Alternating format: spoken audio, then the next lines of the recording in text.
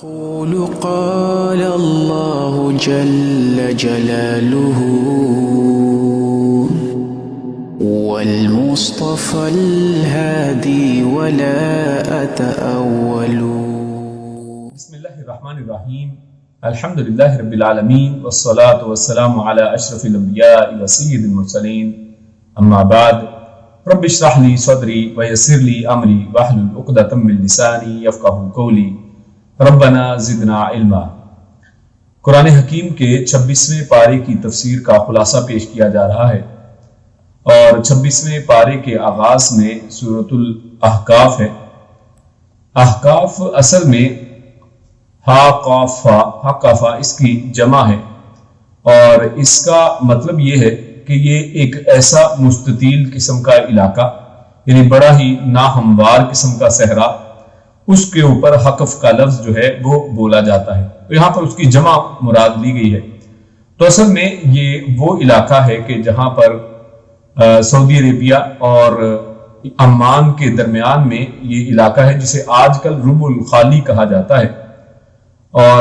یہ علاقہ اصل میں قوم عاد کا علاقہ ہے کہ جہاں پر ہود علیہ السلام کی قوم عاد وہ رہا کرتی تھی اور جس کا قرآن کریم میں بارہا جگہ جگہ پر ذکر آیا. تو اسی کے نام سے اس علاقے کے نام سے اس سورت کو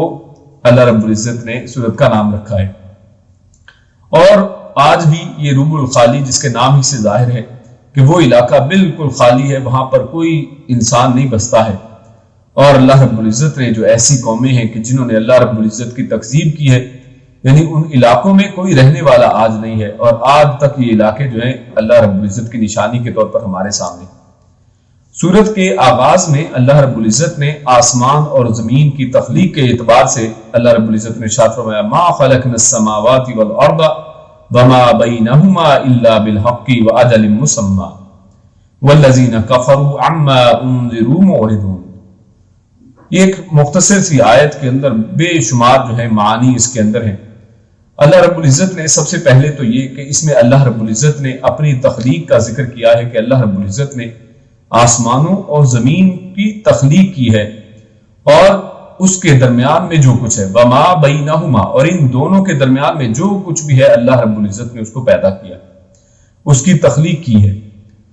تو اس میں سب سے پہلا نقطہ جو ہمارے سامنے آتا ہے وہ یہ کہ اللہ رب العزت کی یہ دونوں مخلوق ہیں اور اس سب کے درمیان میں بھی جو کچھ بھی ہے وہ اللہ رب العزت کی مخلوق ہے. اللہ رب العزت نے اس کو تخلیق کیا ہے اور اللہ رب العزت کے علاوہ کوئی ان کا خالق نہیں ہے. اور دوسرا اس سے یہ پتہ چلتا ہے کہ اللہ رب العزت خالق ہے اور اللہ رب العزت چیزوں کو پیدا کرنے والے ہیں. اور ایک اور یہاں پر نقطہ جو ہے وہ اللہ فرماتا ہے الا بالحق, ان دونوں کے درمیان میں جو کچھ بھی ہے وہ ایک اور یہ سب کچھ آسمان زمین اور ان دونوں کے درمیان میں سب کچھ وہ ایک حقیقت ہے. اور یہ اصل میں اس کا معنی سمجھنے کی ضرورت ہے. اس کی وجہ یہ کہ آج بہت سے ایسے لوگ ہیں کہ جن کا یہ عقیدہ ہے کہ یہ آسمان و زمین اور یہ جو دنیا ہے یہ اصل میں کچھ بھی نہیں ہے. یعنی وہ اس کو مثالوں کے ساتھ اس طرح واضح کرتے ہیں کہ اس کی مثال ایسے ہے کہ جیسے آگ جلائی جائے اور پھر ہاتھ سے آگ کو اگر گھماتے ہیں تو ایک دائرہ سا نظر آتا ہے لیکن اصل میں وہ نہیں ہوتا ہے. یعنی اس دنیا کی مثال صرف ایک سیمولیشن کی طرح ہے جو صرف نظر آ رہی ہے لیکن اصل میں نہیں ہے. جبکہ اگر ایسا مان لیا جائے تو اللہ رب العزت کی تخلیق کا انکار ہے. یعنی پھر اللہ خالق کس چیز کا ہے؟ کیا اللہ نے صرف ایک شبیہ یعنی ایک عکس بنایا ہے جو اصل میں کچھ بھی نہیں ہے؟ یا وہ اس طرح بھی مثال دیتے ہیں کہ انسان شیشے کے سامنے کھڑا ہو تو جو شیشے کے اندر بنا ہے وہ کچھ بھی نہیں ہے, اصل میں وہ ایک عکس ہے, اصل میں وہ کچھ بھی نہیں ہے. اگر انسان اس سے پیچھے ہٹتا ہے تو شیشے کے اندر باقی کچھ نہیں بچتا ہے.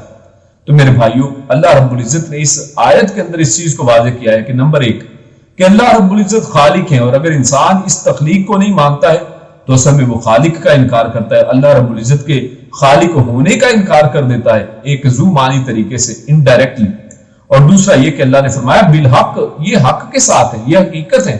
ان کے اندر حقیقت اس حقیقت سے انکار کرنا ممکن نہیں ہے. اللہ رب العزت نے یہ دنیا جو ہے یہ اصل میں مزرعۃ الآخرہ ہے, آخرت کی کھیتی ہے. اللہ رب العزت نے اس کو پیدا کیا, اللہ رب العزت نے انسانوں کو پیدا کیا ہے, یہ سب اللہ کی مخلوق ہیں. اور پھر اللہ رب العزت نے اس جگہ پر ایک اور بات اس سے ہمیں پتہ چلتی ہے اس کے اندر غور و فکر کرنے سے کہ یہ سب ان دونوں کے درمیان میں کچھ بھی ہے، کچھ نہ کچھ ہے، یعنی آسمان ہے اور زمین ہے، اور ان دونوں کے درمیان میں لوگ یہ سمجھتے ہیں کہ صرف سپیس ہے، اس کے درمیان میں سپیس کا مطلب خلا، یعنی اس کے درمیان میں اصل میں کچھ بھی نہیں ہے، لیکن اللہ فرماتا ہے وما بینہما، اور ان دونوں کے درمیان میں جو کچھ بھی ہے۔ اس سے یہ چیز پتہ چلتی ہے کہ اللہ رب العزت نے ان کے درمیان میں کچھ نہ کچھ رکھا ہے، اور آج کی ماڈرن سائنس بڑی تحقیقات کے بعد کم سے کم اس نتیجے پر پہنچی ہے کہ ان کے درمیان میں بھی کچھ ایسا ہے جس کو وہ ڈارک میٹر کہتے ہیں، اور اصل میں وہ اس کو ڈارک میٹر اسی لیے کہتے ہیں کہ یہ ایسا میٹر ہے کہ جس کے بارے میں انسان ڈارکنس کے اندر ہے، یعنی ہمیں کوئی علم نہیں ہے اس کے بارے میں وہ کیا ہے۔ اور سائنسدانوں نے یہ بھی لکھا ہے، سرن کی ویب سائٹ پہ اگر آپ جائیے، یہ ایک بڑی ریسرچ ویب سائٹ ہے یورپ کی، وہ یہ کہتے ہیں کہ یہ ڈارک میٹر دنیا کے اندر جو اصل میٹر ہے جس کو ہم دیکھتے ہیں، چھوتے ہیں، چیک کرتے ہیں، وہ 5% ہے جو ہمیں نظر آتا ہے،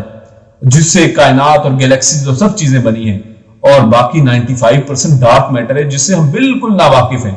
اللہ رب العزت فرمایا جو کچھ ان دونوں کے درمیان میں ہے، تو اللہ رب العزت نے یہاں پر ہر وہ چیز جو ان کے درمیان میں ہے، لیکن آج ہمیں علم نہیں ہے اس کے بارے میں، ہم اس کے بارے میں نہیں جانتے ہیں، اللہ رب العزت نے ہر چیز کا احاطہ اس کے اندر کر دیا کہ اللہ رب العزت نے ان کو تخلیق کیا ہے۔ اور پھر اس کے بعد اللہ فرماتا ہے وَأَجَلٍ مُّسَمًّى، اور اللہ رب العزت نے یہ سب کچھ ہمیشگی کے لیے نہیں بنایا، یہ ہمیشہ رہنے کے لیے نہیں ہے، اس دنیا کا آخر کار ایک نہ ایک ایکسپائری ڈیٹ ہے، اس نے کسی نہ کسی دن ختم ہونا ہے، اللہ رب العزت نے اس کی ایک ایکسپائری رکھی ہے، یہ سب ایک محدود مدت تک کے لیے اللہ رب العزت نے بنایا ہے، ہمیشگی اس کی نہیں ہے۔ وَالَّذِينَ كَفَرُوا، اور جو لوگ کفر کرتے ہیں، عَمَّا أُنذِرُوا مُعْرِضُونَ، جس چیز سے ان کو ڈرایا جا رہا ہے کہ یہ دنیا ختم ہونے والی ہے، آخر کار اس نے ختم ہونا ہے اور قیامت کا ایک منظر پیش آنے والا ہے، اللہ رب العزت ہر ایک کو دوبارہ اٹھائے گا اور حساب و کتاب ہونے والا ہے، وہ اس ڈراوے والی چیز سے، اس قیامت سے وہ اعراض کر رہے ہیں، اصل میں اس حقیقت سے وہ اعراض کر رہے ہیں اور اس حقیقت کو ماننے کے اوپر وہ تیار نہیں ہے۔ اور اللہ رب العزت نے یہاں پر جو ایک لفظ بالحق استعمال کیا ہے، اس بالحق کا ایک معنی یہ بھی ہوا کرتا ہے کہ چیزیں، یہ اللہ رب العزت نے آسمان اور زمین اور جو کچھ اس کے درمیان میں پیدا کیا ہے، اور اس جو کچھ کے اندر انسان خود بھی آتا ہے کہ انسان بھی اسی آسمان و زمین اور زمین کے اوپر رہنے والی ایک مخلوق ہے، ہر چیز کو اللہ رب العزت نے بالحق یعنی با مقصد پیدا کیا ہے، حق کے ساتھ پیدا کیا ہے، یہ ناحق اور بلا وجہ نہیں ہے، ہر ایک کا ایک نہ ایک اللہ رب العزت نے مقصد بھی رکھا ہے اور اس کی ایک مدت مقرر کر دی ہے، تو آخر کار ہمیں اس مقصد تک پہنچنا ہے، اور جو شخص اس مقصد کو کے اوپر سے اعراض کرتا ہے، اور وہ جو مقصد بتایا گیا ہے کہ اس دنیا کے اندر آپ کو نیک اعمال کرنے اور قیامت والے دن اس کا بدلہ ملنے والا ہے، جو اس مقصد سے اعراض کرتا ہے، اللہ رب العزت فرماتے ہیں کہ یہ لوگ اصل میں کافر ہیں کہ جو اصل مقصد کو بھول گئے ہیں، اور جس چیز سے ڈرایا جا رہا ہے کہ قیامت کی تیاری قیامت سے پہلے کر لو، اصل میں اس سے اعراض کر رہے ہیں، اس سے منہ موڑ رہے ہیں۔ اور اللہ اس کے بعد فرماتا ہے قُلْ أَرَأَيْتُمْ مَا تَدْعُونَ مِن دُونِ اللَّهِ أَرُونِي مَاذَا خَلَقُوا مِنَ الْأَرْضِ، اللہ رب العزت فرماتا ہے کہ آپ فرمائیے کہ کیا تم ان کو دیکھتے ہو کہ جو اللہ کے علاوہ دوسروں کو پکارتے ہیں، ارونی مجھے دکھاؤ تو صحیح۔ یہاں پر اللہ رب العزت نے پہلی بات تو یہ کی ماذا خلقوا من الارض، کہ انہوں نے زمین میں سے کیا پیدا کیا ہے، یعنی یہ نہیں کہا کہ انہوں نے زمین کیا پیدا کی ہے، فرمایا کہ زمین کے اندر کوئی چھوٹی سے چھوٹی چیز مجھے دکھا دو۔ چیلنج اللہ رب العزت نے کیا ہے کہ یہ دکھا نہیں سکتے، جن کو یہ اللہ کے علاوہ پکارتے ہیں انہوں نے اصل میں کچھ بھی پیدا نہیں کیا ہے، ایک چھوٹی سے چھوٹی چیز کو پیدا کرنے والے نہیں ہیں۔ ام لہم شرکن، یا پھر اللہ فرماتا ہے کہ چلو یہ نہیں ہے تو پھر کیا وہ کوئی شراکت دار ہیں، تھوڑے بہت پارٹنر ہوں، اچھا تھوڑی بہت ہی ہیلپ کروائی ہو انہوں نے اللہ رب العزت کی، کس چیز میں؟ فی السماوات، یہ جو اللہ رب العزت نے اس نے عظیم الشان آسمان پیدا کیے ہیں، اور 7 آسمان ہیں، ان کے اندر ہزاروں کروڑوں بلینز گیلیکسیز، اور ہر گیلیکسیز میں بلینز کے حساب سے سٹارز ہیں، اور ملٹی ورس کا آج تو ایک کنسپٹ آ چکا ہے، لوگ اس کو سمجھتے ہیں۔ تو بات ہے کہ اللہ رب العزت فرماتے ہیں اس میں سے انہوں نے میرے یہ پیدا کرنے میں کیا میری ہیلپ کی ہے، اس میں سے کس چیز کے وہ شراکت دار ہیں، کس چیز کے اندر وہ شریک ہیں۔ تو اگر وہ یہ دونوں کام نہیں انہوں نے کیے ہیں تو پھر اللہ فرماتا ہے ارونی، مجھے دکھاؤ تو صحیح، اس کے اوپر مجھے دلیل تو پیش کرو، ارونی۔ اور یہاں پر اصل میں ڈیفرنٹ ٹائپ کی دیکھیے دلائل مانگیں گے، ایک ہے دکھاوے کے اعتبار سے کہ آپ آنکھوں کے ساتھ حسی اعتبار سے آپ مجھے یہ ثابت کر دیں، ارونی دکھا دیا جائے، یا پھر اللہ فرماتا ہے اُؤْتُونِی بِکِتَابٍ مِّن قَبْلِ، اگر کوئی پہلے کوئی کتاب نازل کی گئی ہے جس کتاب کے اندر کوئی لکھا ہو کہ یہ اس کے شریک ہیں اللہ رب العزت کے، یا انہوں نے زمین کے اندر سے کچھ پیدا کیا تو وہ دکھا دیں، یعنی کسی طرح کی دلیل لا کے دے دیں. یعنی اگر عقلی دلیل، حصی دلیل جو ہے ارونی دکھانے والی نہیں لا سکتے ہیں، تو نقلی دلیل یعنی کتاب کے اندر نقل کیا گیا ہو کوئی ایسی چیز وہ دکھا دی جائے. یا فرمایا او آثارۃ من علم، یا پھر جو پہلے سے علم کوئی موجود ہے، اگر کوئی ان کے پاس کوئی علم پہلے سے کہیں سے ٹرانسفر ہوتا ہوا آیا ہے اثر کے ذریعے سے، تو وہاں سے کہیں سے ثابت کر دیں. تو یقیناً یہ لوگ ایسی کوئی چیز ثابت نہیں کر سکتے ہیں، کیونکہ اللہ رب العزت کے علاوہ نہ کوئی اللہ کے اس آسمانوں کو پیدا کرنے میں شریک ہے، اور نہ ہی اس زمین کے اندر کوئی ایک چھوٹے سے چھوٹی چیز بنانے والا کوئی ہے. اور اللہ رب العزت نے پچھلی آیات، پچھلی صورتوں کے اندر فرمایا کہ یہ لوگ تو ایک مکھی کے بھی مالک نہیں ہیں، انہوں نے تو ایک مکھی کو بھی پیدا نہیں کیا ہے. اور اسی وجہ سے پھر آگے اللہ رب العزت ارشاد فرماتے ہیں، اللہ نے فرمایا کہ سب سے پھر گمراہ شخص کون ہوا؟ اس سب کو سمجھانے کے بعد اگر انسان سمجھتا نہیں ہے تو اللہ فرماتا ہے وَمَنْ أَضَلُّ مِمَّنْ يَدْعُو مِن دُونِ اللَّهِ مَن لَّا يَسْتَجِيبُ لَهُ إِلَى يَوْمِ الْقِيَامَةِ وَهُمْ عَن دُعَائِهِمْ غَافِلُونَ. اللہ رب العزت فرماتا ہے کہ اس شخص سے زیادہ گمراہ کون ہو سکتا ہے کہ جو ایسوں کو پکارتا ہے، ایسوں کو، یدعو کا لفظ ہے یعنی ایسوں سے دعا مانگتا ہے، ایسوں کو بلاتا ہے، پکارتا ہے، ندا لگاتا ہے، ایسوں کو حاجت روائی اور مصیبت کشائی کے لیے پکارتا ہے، کہ جو من لا یستجیب لہ، جو اس کو بالکل جواب نہیں دے سکتے ہیں، یعنی جواب وہ ان کو دے ہی نہیں سکتے ہیں. اور فرمایا الی یوم القیامہ، یعنی قیامت کا دن جب تک نہیں آ جاتا اس وقت تک کا ٹائم ان کے پاس ہے، لیکن ان کی طرف سے کوئی جواب موصول ہونے والا نہیں ہے.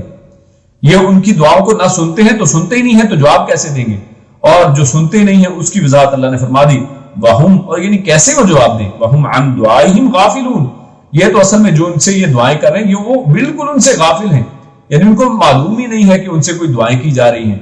کیونکہ اللہ رب العزت نے ان کی وفات، ان کو موت دے چکا ہے. اللہ رب العزت ان کے جسم یہاں پر زمینوں کے اندر ہیں، قبروں کے اندر ہیں، اور ان کی روحیں علیین میں ہیں، یا اگر کوئی برا شخص ہے تو اس کی روح سجین کے اندر ہے. تو لہٰذا یہ ان کی دعاؤں سے بالکل غافل ہیں. ان کو ان کی دعاؤں کا پتہ ہی نہیں ہے کہ ہماری قبروں پر آ کر کیا کیا گل کھلائے جا رہے ہیں، ہماری قبروں پر آ کر ہم سے کیا کیا منتیں مرادیں مانگی جا رہی ہیں. وہ لوگ ان چیزوں سے بالکل غافل ہیں، اور جب وہ غافل ہیں تو پھر جواب کیسے دے سکتے ہیں؟ اس کے بعد اللہ رب العزت نے والدین کے حوالے سے کہ والدین کے ساتھ حسن سلوک کرنا ہے اس کا ذکر کیا ہے، اور والدین میں سے بھی خصوصاً ماں کے حوالے سے اللہ رب العزت نے اس آیت کے اندر تذکرہ فرمایا. اللہ فرماتا ہے وَوَصَّيْنَا الْإِنسَانَ بِوَالِدَيْهِ إِحْسَانًا، کہ اللہ رب العزت وصیت کرتا ہے، اور وصیت بڑی ایک مضبوط اور اہم چیز ہوا کرتی ہے، اس کے اوپر عمل کیا جاتا ہے. اللہ فرماتا ہے کہ اللہ رب العزت وصیت کرتا ہے انسان کو کہ اپنے والدین کے ساتھ احسان کرے، بڑا بہترین معاملہ کرے. شروع میں والدین کا نام لیا ہے، لیکن آگے اللہ رب العزت نے جو بات کی ہے وہ صرف والدہ کے لیے خاص ہے. اور اللہ رب العزت نے والدہ کو والد کی نسبت 3 درجے زیادہ رکھا ہے، جیسا کہ صحیح حدیث سے ہمارے سامنے یہ چیز واضح ہے. اور وہ 3 درجے اللہ رب العزت نے کیوں زیادہ رکھا ہے، اس آیت سے ہمیں اس کا ایک یعنی اشارہ ملتا ہے. اللہ فرماتا ہے حملتہ امہ کرہا ووضعتہ کرہا، یعنی پہلی 2 چیزیں یہاں پر اللہ نے بتائیں، کیونکہ اس کی ماں یعنی ماں کو 3 درجے کیوں زیادہ درجہ دیا گیا ہے. حملتہ، اس نے اس کو اٹھایا ہے. حمل کہتے ہیں بوجھ کو اٹھانے کو، یعنی اس بچے کا چاہے 3-4 کلو کوئی وزن ہے تو اس کا ایک بوجھ ہے. انسان اس کی مثال اس طرح سے لے سکتا ہے، عام روٹین میں انسان اس کو سمجھتا نہیں ہے، وہ سمجھتا ہے کہ یار یہ ایک نارمل ہے، کیونکہ جو چیزیں ہمیں ٹیکن ایز گرانٹیڈ کی طرح ہم لیتے ہیں، جو ایک عام چیزیں ہم اسے محسوس ہی نہیں کرتے ہیں. اگر کسی انسان کی ہتھیلی کے اوپر 3-4 کلو رکھ دیا جائے اور اس کو کہا جائے کہ آپ 1 گھنٹے کے لیے آپ اس ہتھیلی کے اوپر وزن رکھ کے کھڑے ہو جائیں، انسان کا ہاتھ شل ہو جائے گا، انسان اس کو کھڑا نہیں رکھ سکتا، چاہے 2-3 کلو ہے، لیکن زیادہ وقت کی وجہ سے اس کو رکھنا اس کے لیے مشکل ہے. اللہ فرماتا ہے کہ اس ماں نے اس کو کرہن علی کرہن، درد کے اوپر درد، یعنی پورے 9 مہینے کے لیے اللہ رب العزت نے اس کو اپنے پیٹ کے اندر اٹھا کر رکھا ہے. مسلسل اس حالت کے اندر رہی ہے، مسلسل اس تکلیف کے اندر رہی ہے، اور اس تکلیف کو اللہ رب العزت نے کرہن کے ساتھ بتایا. اللہ فرماتا ہے حملتہ امہ کرہن، اس کی ماں نے اس کو بڑی تکلیفوں کے ساتھ اس کو اٹھا کر رکھا ہے. یہ پہلی چیز ہوئی. اور فرمایا ووضعتہ کرہا، یعنی ایک تو یہ بہت بڑی تکلیف تھی، اس کے بعد جب اس کو جنا ہے تو اس جننے کی تکلیف کو تو آپ انسان امیجن ہی نہیں کر سکتا ہے. احادیث کے اندر آتا ہے کہ عورت جب ایک اولاد کو جنتی ہے تو اس کے بعد اس کی اس تکلیف کی بنا پر اللہ رب العزت اس کو ایسے کر دیتے ہیں کہ جیسے اس نے کوئی گناہ ہی نہیں کیا ہے. اللہ ان کے تمام گناہ معاف کرے، یعنی بالکل 0 میٹر ہو جاتا ہے بندہ، یعنی اس کے بعد دوبارہ سے اس کا کھاتا حساب شروع ہوا ہے. یعنی اتنی تکلیف کی وجہ سے اللہ رب العزت اس کے تمام گناہوں کو معاف کر دیتا ہے، پچھلے تمام گناہ معاف کر دیے جاتے ہیں. یعنی یہ اتنا تکلیف دہ ایک مرحلہ ہے کہ عورت موت و حیات کی کیفیت کے اندر ہوتی ہے، اور بہت سی مائیں آپ جانتے ہیں کہ وہ اس معاملے میں اس کیفیت کے دوران اپنی جان کو ہاتھ دھو بیٹھتی ہیں. یعنی یہ اتنا زبردست قسم کا وہ جو اس کے اوپر جو مصیبت اس کے اوپر آتی ہے، وہ اس کو اللہ رب العزت نے یہاں پر فرمایا وَبَدَعَتْهُ كُرْهًا، اور اس نے بڑی تکلیف کے ساتھ اس کو جنا ہے. تو یہ دوسری ایک چیز ہوئی. اور فرمایا وَحَمْلُهُ وَفِصَالُهُ 30 شَهْرًا، اور اس کے بعد اگر اس سارے کو کیلکولیٹ کیا جائے تو اللہ رب العزت فرماتے ہیں کہ اس کا حمل، اس کو اٹھانا اپنے پیٹ کے اندر، اور پھر اس کے بعد وَفِصَالُهُ، اور اس کے دودھ پلانا جو ہے، یہ سارے کے سارے کی مدت 30 مہینے بنتی ہے. یعنی 30 مہینے عورت اس کو دودھ پلانے کے لیے بھی اپنی تکلیفوں کو سہتی ہے. راتوں کو اٹھ کر اس کو دیکھتی ہے کہ کہیں میرا بچہ جو ہے وہ گیلا تو نہیں ہو گیا ہے، اس کو سردی تو نہیں لگ گئی ہے، اس کو گرمی تو نہیں لگ رہی ہے.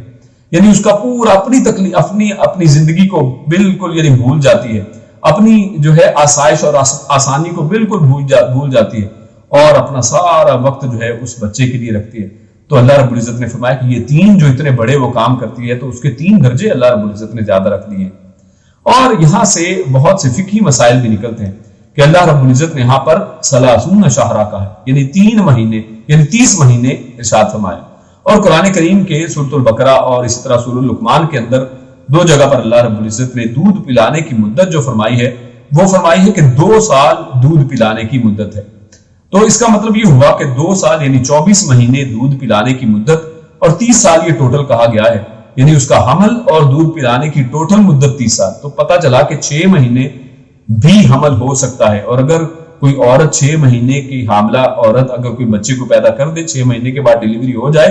تو یہ بچہ حلال اور جائز ہے، اور اس کے اوپر کوئی ایسا یعنی شک و شبہ نہیں کرنا چاہیے، کیونکہ اللہ رب العزت نے اس کی دلیل دے دی ہے کہ کم سے کم جو حمل کی مدت ہے وہ 6 مہینے ہے. یہ پاسبلٹیز ہیں، یہ پاسبل ہے، ممکن ہے کہ ایسا ہو جائے. اور اسی طرح ابن عباس وغیرہ کی حدیث کے اندر وہ فرماتے ہیں کہ اگر کوئی عورت 9 مہینے کے اندر بچے کو پیدا کرتی ہے تو 21 مہینے باقی بچے تو 21 مہینے وہ اس کو دودھ پلائے. اور اسی طرح اگر وہ 7 مہینے میں بچے کو پیدا کرتی ہے تو باقی اس کے پاس 23 مہینے بچے تو وہ 23 مہینے دودھ پلائے. اور اسی طرح اگر 6 مہینے میں بچہ جنتی ہے تو 24 مہینے یعنی 2 سال اس کو دودھ پلائے. تو زیادہ سے زیادہ دودھ پلانے کی مدت اصل میں 2 سال ہمارے سامنے اسی حوالے سے آتی ہے. اس کے بعد اللہ فرماتا ہے کہ جب یہ بچہ پیدا ہو گیا، اور فرمایا حتی اذا بلغ اشدہ، اور جب وہ اپنی بلوغت تک پہنچ گیا اور بڑی ایک پختہ جوانی کے اندر آ جاتا ہے، تو اصل میں اللہ رب العزت اس کے اندر یعنی والدین کو، کیونکہ اللہ نے شروع میں فرمایا وَوَصَّيْنَا الْإِنسَانَ بِوَالِدَيْهِ إِحْسَانًا،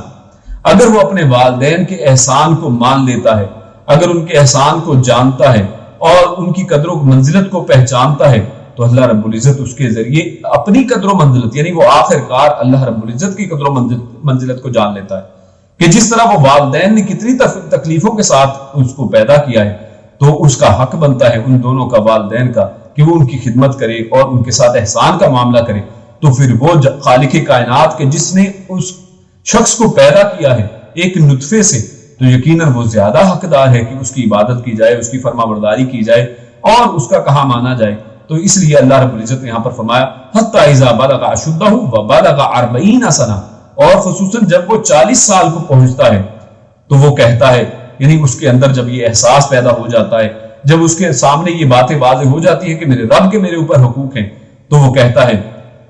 ربی اوزعنی ان اشکر نعمتک التی انعمت علی، یعنی وہ اپنے رب تعالیٰ کا شکر ادا کرتا ہے اور وہ جان لیتا ہے کہ اللہ رب العزت نے جو اس کے اوپر نعمتیں نازل کی ہیں اور اللہ رب العزت نے جو اس کے والدین کے اوپر نعمتیں نازل کی ہیں ان کا شکر ادا کرنا ہے. وہ شکر کو پہچان جاتا ہے اور وہ کہتا ہے وَأَنْ أَعْمَلَ صَالِحًا تَرْضَاهُ، اور میں وہ نیک اعمال کروں کہ جس سے وہ راضی ہو جائے، اپنا اس کا رب راضی ہو جائے. وَأَصْلِحْ لِي فِي ذُرِّيَّتِي، اور اپنے اولاد کے لیے پھر وہ دعا کرتا ہے. اور یہاں پر اولاد کے اعتبار سے جو دعا ہے یہ بڑی ہی اہم دعا ہمارے سامنے آتی ہے، اور اصل میں یہ ایک مقبول دعا بھی ہے، یعنی ایسی دعا جس کو اللہ رب العزت نے خود گارنٹی دی ہے کہ یہ قبول دعا ہے. کیونکہ اگلی آیت میں اللہ فرماتا ہے اولئک الذین نتقبل عنہم، کہ اللہ رب العزت یہی وہ لوگ ہیں جن سے اللہ رب العزت قبول کر لیتا ہے، یعنی ان کی یہ دعائیں قبول ہونے والی ہیں ان کے شکر کی وجہ سے اور اعتراف نعمت کی وجہ سے ان کی دعا قبول ہوتی ہے۔ تو یہ اپنی اولاد کے لیے جو دعا کرتے ہیں اس کے اندر غور و فکر کی ایک ضرورت ہے۔ اللہ فرماتا ہے وَأَصْلِحْ لِي فِي ذُرِّيَّتِي، یہاں پر یہ نہیں فرمایا ہے وَأَصْلِحْ فِي ذُرِّيَّتِي کہ میری اولاد اس کو صالح بنا دے، بلکہ فرمایا وَأَصْلِحْ لِي،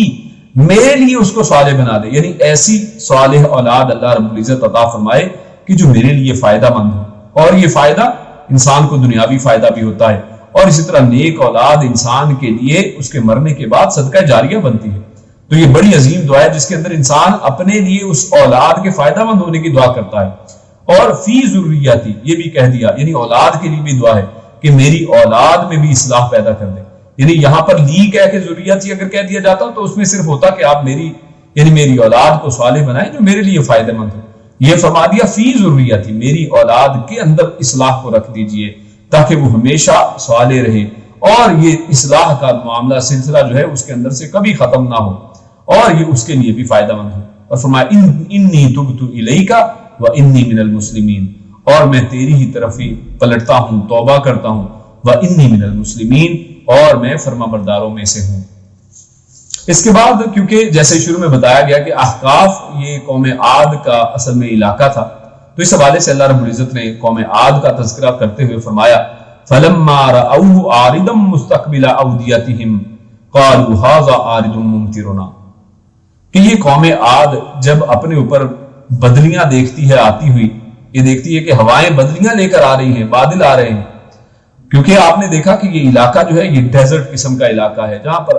بارش نہ ہونے کے برابر ہوتی ہے، تو وہاں پر جب یہ بارش کو دیکھتے ہیں کہ بارش کے بادل جو ہے دور سے آ رہے ہیں، اودیت قالوا ھذا عارض ممطرنا، وہ یہ سمجھتے ہیں کہ یہ بارش جو آئی ہے، یہ بادل جو ہمارے پاس آ رہے ہیں یہ ہم پر برسیں گے اور یہ ہمارے اوپر رحمت کی بارش ہوگی، بل ہوا مستعجلتم بہ، لیکن اللہ فرماتا ہے کہ نہیں ایسا نہیں ہے۔ اللہ فرماتا ہے یہ اصل میں وہی چیز ہے جس کے لیے تم جلدی مچا رہے تھے،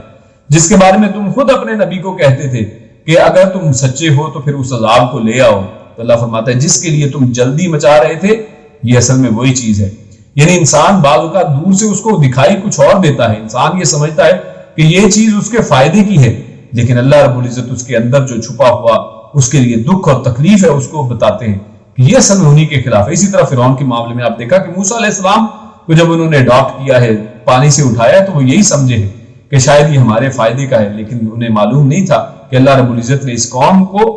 بنی اسرائیل کو اسی کے ذریعے آزاد کرنا ہے، اور فرعون کی موت اصل میں اسی کے ہاتھوں لکھنی ہے۔ تو فرمایا بل ہوا مستعجلتم بھی، کہ یہ وہی ہے جس کے لیے تم جلدی مچا رہے تھے، اور ریح فیہا عذاب علیم، یہ ایک ایسی ہوا ہے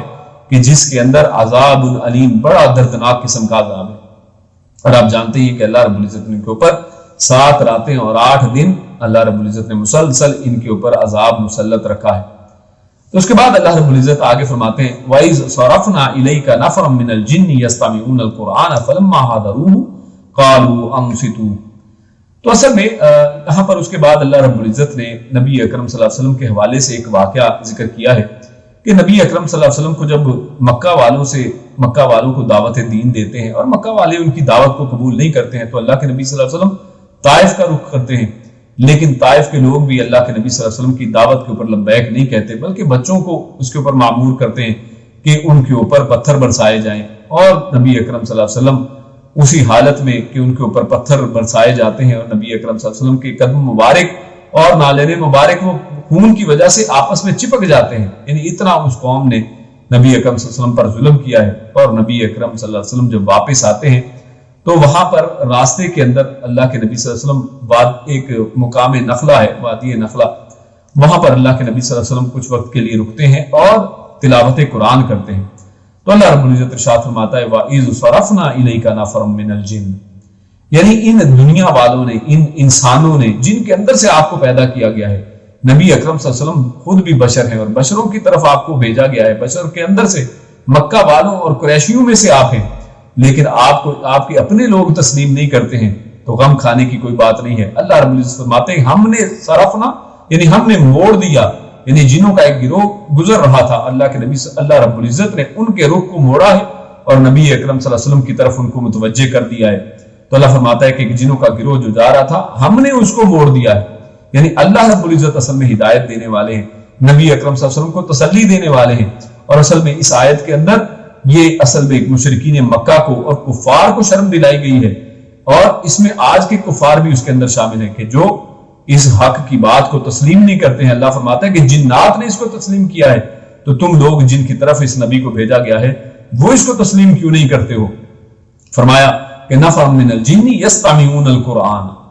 اور یہاں پر یہ نہیں کہا ہے کہ یسمعون القرآن، یسمعون کا مطلب ہے کہ وہ سنا انہوں نے، یعنی وہ قرآن کو پھر سن رہے تھے، بلکہ فرمایا یستمعون یعنی کان لگا کر انہوں نے قرآن مجید کو سنا، یعنی پوری توجہ کے ساتھ۔ پتہ یہ چلا کہ جب قرآن کریم کو سنا جائے، قرآن کی تلاوت کی جائے تو اس کے اوپر کان لگا کر سنا جائے، یعنی ایسا نہیں ہے کہ پیچھے تلاوت چل رہی ہے اور آپ اپنے کاموں میں مگن ہیں، آپ کا دھیان ہی نہیں ہے کہ وہاں پر کیا ہو رہا ہے، یا پھر دوسرا اس کا مطلب اس طرح سے لے کہ قرآن مجید کی تلاوت ہو رہی ہے اور انسان کو کوئی پتہ نہیں ہے کہ وہ کیا کہا جا رہا ہے، انسان اس کلام سے ہی ناواقف ہے، انسان کو اس کا معنی اور مفہوم ہی نہیں آتا ہے، تو پھر کیا سن رہا ہے؟ اصل میں وہ صرف ایک ناظرہ سننے کی بات تک رہ جاتی ہے۔ تو یستمعون القرآن، وہ قرآن مجید کو کان لگا کر سنتے ہیں، فلما حضروہ، اور پھر جب وہ وہاں پر بیٹھ گئے باقاعدہ سننے کے لیے وہاں پر حاضر ہو گئے ہیں، قالوا، تو انہوں نے کہا انصتوا، یعنی جب ظاہر اس میں بیٹھے ہوں گے تو کچھ لوگ اگر شاید وہاں پہ بولے ہوں گے تو انہوں نے کہا کچھ نے کہ خاموش رہو، انصتوا یعنی خاموشی کے ساتھ قرآن کو سنو۔ تو پتہ یہ چلا کہ جب قرآن مجید کی تلاوت ہو رہی ہو تو اس کو خاموشی کے ساتھ سنا جائے، اور اس کے اندر بات چیت کے ذریعے قرآن مجید کی طرف سے دھیان ہٹتا ہے، تو لہٰذا بالکل خاموشی کے ساتھ جو پیغام دیا جا رہا ہے، جو قرآن پڑھا جا رہا ہے، اس کو خاموشی سے سنا جائے۔ فلما قضی، اور جب قرآن پڑھا جا چکا، جب نبی اکرم صلی اللہ علیہ وسلم تلاوت سے فارغ ہوئے، ولوا الی قومہم منذرین، تو پھر اس کے بعد وہ مڑے پلٹے اپنی قوم کی طرف ڈرانے والے بن کر۔ تو یہاں پر بھی بہت سے نکات ہیں۔ پہلا نکتہ یہ کہ جب قرآن مجید ختم ہوا ہے تو وہ اس محفل سے اٹھے، اس سے یہ پتہ چلتا ہے کہ اگر قرآن مجید کی تلاوت کی کوئی محفل ہو، قرآن کریم کے اوپر تدبر کی کوئی محفل ہو، کوئی درس قرآن ہو، قرآن مجید کو پڑھایا جا رہا ہو کسی جگہ پر، اور آپ وہاں پر بیٹھے ہیں، تو بلا وجہ وہاں پر اس محفل کو چھوڑ کر نہ جایا جائے۔ ہاں اگر بہت اشد کوئی ایمرجنسی ضرورت ہے تو اس وقت تو نکلا جا سکتا ہے، لیکن ایسے نہیں ہے کہ انسان اس کو چھوڑے۔ اور اگر کسی انسان کا دل وہاں پر نہیں لگتا ہے تو اسے چاہیے اپنے دل کا جائزہ لے کہ اس کا دل مریض ہے اور اس کا دل جو ہے وہ سیاہ ہو چکا ہے، کہ قرآن مجید کے اندر وہ دل نہیں لگتا ہے، اس کا دل میلا ہو چکا ہے، اسے اپنے دل کے اوپر کے میل کو اتارنا ہوگا، یا پھر اس کا دل جو ہے وہ مردہ ہو چکا ہے، اس کے اندر روح نہیں رہی ہے، اسے چاہیے کہ قرآن مجید کی طرف اپنے آپ کو مائل کرے۔ اور فرمایا یہاں پر کہ جب قرآن مجید ختم ہو چکی، یعنی اس کو پڑھا جا چکا، تو پھر اس کے بعد وہ مڑے ہیں، یعنی مڑنے کا مطلب انہوں نے پھر دیر نہیں لگائی ہے، فوراً وہ اپنی قوم کی طرف مڑے ہیں۔ کیا کرنے کے لیے؟ منذرین، یعنی اس سے یہ پتہ چلتا ہے کہ جب انسان کو کوئی حق کی بات کا پتہ چلے تو اس کو اپنے تک نہ رکھے، بلکہ فوری طور پر وہ اپنی قوم کو بھی اس کے بارے میں بتائے، لوگوں کو اس جہنم کے اندر سے بچانے کی کوشش کرے اور اس کی دعوت کو دوسروں تک پہنچائے۔ اور انہوں نے ایسا ہی کیا ہے، مڑے ہیں اور اپنی قوم کو پھر باقاعدہ دعوت دی ہے۔ فرمایا قالوا یا قومنا، اور گئے ہیں اپنی قوم کے پاس اور کہا اے ہماری قوم، انا سمعنا کتابا، ہم نے ایک ایسی کتاب سنی ہے، انزل من بعد موسیٰ مصدقا لما بین یدیہ، کہ جو ہمارے پاس سامنے پہلے جو موسیٰ علیہ السلام کی کتاب ہے اس کی تصدیق کرنے والی ہے، یہدی الی الحق، اور حق کی طرف وہ ہدایت دینے والی کتاب ہے، والی طریق مستقیم، اور سیدھے راستے کی طرف وہ راستہ دکھانے والی کتاب ہے۔ یعنی کتنے واضح طریقے سے، بہترین طریقے سے اس کو بیان کیا ہے۔ ہم میں سے کتنے ہی لوگ ہیں کہ دین کا علم حاصل کر چکے ہیں، ان تک قرآن مجید کی آیات پہنچ چکی ہیں، ان کو اللہ رب العزت نے یہ سمجھ بوجھ دے دی ہے، قرآن مجید کو وہ سمجھتے ہیں کہ یہ حق کی بات ہے، احادیث مبارکہ کو سنتے ہیں، سمجھتے ہیں، لیکن آگے اس دین کو پہنچاتے نہیں ہیں۔ وہ کہتے ہیں کہ شاید یہ کسی اور کا فرض ہے، ہمارے اوپر یہ فرض نہیں ہے۔ میرے بھائیو، اللہ رب العزت سورۃ العصر کے لیے اندر اللہ رب العزت نے فرمایا ہے کہ تمام انسان خسارے کے اندر ہیں، الا الذین آمنوا، سوائے ان لوگوں کے جو ایمان لائے، وعاملوا الصالحات، نیک اعمال کیے، وتواصوا بالحق وتواصوا بالصبر۔ اور اس کے بعد صرف اتنا کافی نہیں ہے، 4 کرائٹیریا رکھا ہے: ایمان لانا، نیک عمل کرنا، اس کے بعد آپس میں حق بات کی تلقین کرنا اور صبر کی تلقین کرنا۔ یہ سب کا فرض ہے، یہ صرف چند لوگوں کا یا صرف علماء کا فرض نہیں ہے۔ ہاں جتنا آپ کو علم ہے صرف اتنا جو ہے آگے تک ضرور پہنچائیں۔ اس کے بعد ہمارے سامنے سورہ محمد شروع ہوتی ہے، بڑی عظیم بڑی پیاری صورت ہے، اور اس کے اندر ایک خاص ردم ہے اور بڑی یعنی خوبصورت الفاظ، ایسے بہترین قسم کے الفاظ ہیں اس صورت کے اندر ہمارے سامنے جو سب سے پہلا مضمون آتا ہے، اللہ رب العزت ارشاد فرماتا ہے والذین کفروا یتمتعون ویأکلون کما تأکل الانعام والنار مثوی لہم۔ اللہ رب العزت فرماتا ہے کہ مومنوں کو کہ آپ کفار کو دیکھ کر اصل میں یعنی انسان کفار کی جب نعمتیں دیکھتا ہے تو حیران رہتا ہے کہ جناب کفار کو کتنے بہترین خوبصورت علاقے ملے، مال و دولت کی ان کے پاس کثرت ہے، جی ڈی پی ان کا بڑا ہائی ہے، اور یہ وہ انسان ان کو دیکھ کر بڑا حیران پریشان ہوتا رہتا ہے۔ اللہ رب العزت نے فرمایا ہے، ان کی پوری حقیقت کھول کر رکھ دی ہے۔ اللہ فرماتا ہے کہ والذین کفروا، جن لوگوں نے کفر کیا ہے، یتمتعون، وہ اس دنیا سے فائدہ اٹھا رہے ہیں، یعنی اللہ رب العزت نے ان کو اس دنیا کا متاع، اس دنیا کا فائدہ دیا ہے، وَيَأْكُلُونَ كَمَا تَأْكُلُ الْأَنْعَامُ، اور وہ بھی کھا رہے ہیں، لیکن کس طرح؟ ویسے نہیں کہ جیسے تم کھا رہے ہو، یعنی مومن اللہ رب العزت کا دیا ہوا رزق کھاتا ہے، اس میں سے خرچ بھی کرتا ہے، لیکن اللہ فرماتا ہے کہ وہ اس طرح سے کھا رہے ہیں کما تأکل الانعام، کہ جیسے کوئی چوپائے اور کوئی جانور کھاتے ہیں، والنار مثوی لہم، اور جہنم ان کا اصل میں ٹھکانہ ہے۔ یعنی ان کی دنیا کی اس زندگی کو دیکھ کر آپ کا دل ریجھنا نہیں چاہیے۔ ان کا یہ جو کھانا پینا، ان کا اس دنیا کے اندر یہ جو فائدہ اٹھانا، یہ اصل میں جانوروں کی طرح ہے کہ جانوروں کو قیامت کے دن کوئی حساب کتاب کی پرواہ نہیں ہے، جانوروں کے لیے قیامت والے دن کوئی جنت نہیں ہے کہ ان کو کوئی فائدہ ملے گا، وہاں پر جنت کے اندر ان کو بھیجا جائے گا، بلکہ ان کا نظام صرف اس دنیا تک ہے۔ تو یہ لوگ بھی اصل میں یہی سمجھے بیٹھے ہیں، اور اس دنیا کے اندر یقیناً اللہ رب العزت نے ان کے لیے اس دنیا میں جو فائدہ اور متاع رکھ دیا ہے، یہاں پر کھانے پینے کی ان کو آزادی دے دی ہے، لیکن قیامت کے دن ان کے لیے اصل میں کچھ بھی نہیں ہے، والنار مثوی لہم، اور ان کا ٹھکانہ وہ اصل میں جہنم ہی ہے۔ اور اللہ اس کے بعد فرماتا ہے افمن کان علی بینۃ من ربہ کمن زین لہ سوء عملہ واتبعوا اہواءہم۔ اللہ رب العزت فرماتے ہیں کہ یہ جو بین کے مقابلے میں ہوا، یعنی یہ ہمارے سامنے آتا ہے کہ کچھ لوگ بین کی پیروی کرتے ہیں، بین یعنی بالکل واضح جو چیز ہے، اور اس کے مقابلے میں بہت سے لوگ ایسے ہیں کہ جو ہوا کی پیروی کر رہے ہیں، اور ہوا کا مطلب خواہش نفس، یعنی ایک طرف قرآن کریم اور احادیث کی واضح نشانی ہے، اور دوسری طرف وہ کہتے ہیں کہ نہیں، اس قرآن کو ہم اپنی عقل سے سمجھیں گے، ہم اس کے اندر خود اپنے طرف سے تدبر کریں گے، ہم اس کو اپنے انداز میں سمجھنے کی کوشش کریں گے، اور احادیث کا انکار کر دیتے ہیں، قرآن کریم کی آیات کو اپنی عقل سے سمجھنے کی کوشش کرتے ہیں، اور احادیث کو اپنی عقل پر پرکھنے کی کوشش کرتے ہیں، اور پھر ان کا انکار کر دیتے ہیں۔ اللہ رب العزت ارشاد فرماتا ہے کہ کیا بھلا جو واضح دلیل کے اوپر ہے، جس کے سامنے قرآن کریم ہے جو بڑا حق پر ہے، اور احادیث مبارکہ ثابتہ ہیں کہ جو حق کو واضح کرنے والی ہیں، کیا وہ اس کی طرح ہے کمن زین لہ سوء عملہ، کہ جس کا عمل بڑا مزین کر کے دکھا دیا گیا ہے کہ جناب دیکھیے یہ تو بہت بڑے عالم فاضل ہیں، یعنی ان کے علم کے بڑے چرچے ہیں، اور ان کو ایسی مزین کر کے ان کی علمی اور فلسفیانہ اور عقلی دلائل کو بڑا، یعنی اس کے اوپر چمک دمک اس کی اللہ رب العزت نے یعنی اس کو مزین کر کے دنیا کے سامنے پیش کر دیا ہے۔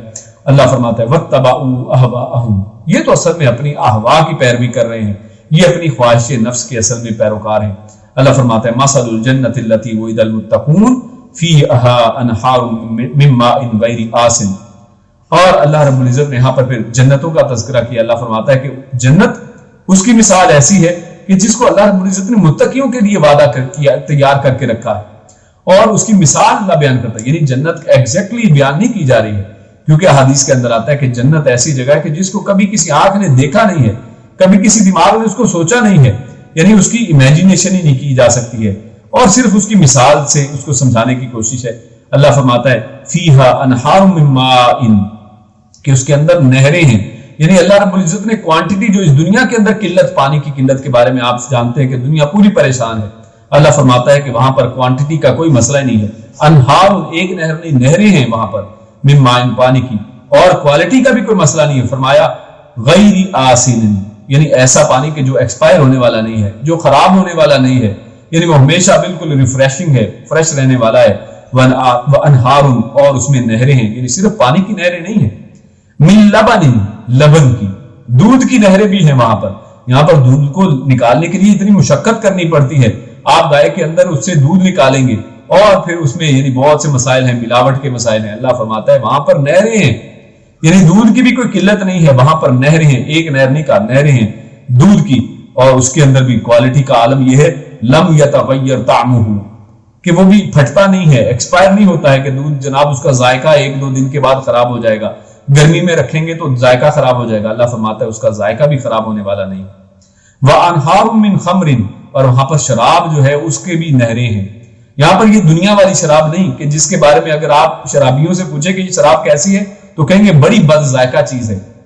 تو یہاں پر اللہ رب العزت فرماتے ہیں وہ ایک ایسی شراب وہاں پر ہے لذت للشاربین، کہ جو پینے والوں کے لیے بڑی لذیذ اور ذائقے دار ہے، یعنی ایسی قسم کی شراب نہیں ہے جو دنیا میں لوگ سمجھتے ہیں۔ وَأَنْهَارٌ، اور وہاں پر ایک اور بھی نہریں ہیں، من عسل،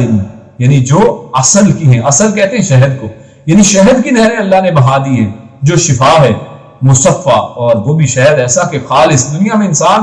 ڈھونڈے سے خالص شہد نہیں ملتا ہے۔ انسان کو بے شمار فارمولے آپ یوٹیوب پہ دیکھتے رہتے ہیں کہ جناب یہ خالص شہد تلاش کرنے کا طریقہ ہے، اور آپ اس کے اوپر ٹیسٹ کر کے دیکھیں اللہ ماشاءاللہ شاید ہی کوئی آپ کو خالص شہد ملے گا۔ اور یہاں پر اللہ فرما رہا ہے کہ نہریں بہ رہی ہیں، یعنی فراوانی ہے وہاں پر خالص شہد کی۔ وَلَهُمْ فِيهَا مِن كُلِّ الثَّمَرَاتِ، وہاں پر ہر طرح کا جو پھل کوئی ثمر انسان کو چاہیے ہو، ہر چیز کا ثمرات جو ہیں اس کو اللہ رب العزت نے کلی کہہ کر گن دیا ہے۔ وَمَغْفِرَةٌ، اور سب سے بڑی بات کہ اللہ کی طرف سے بخشش ہے، مِن رَبِّهِمْ، اپنے رب کی طرف سے بخشش ہے۔ کمن ہوا خالد، اللہ پھر آخر میں فرماتا ہے کہ کیا یہ اس جیسا ہے،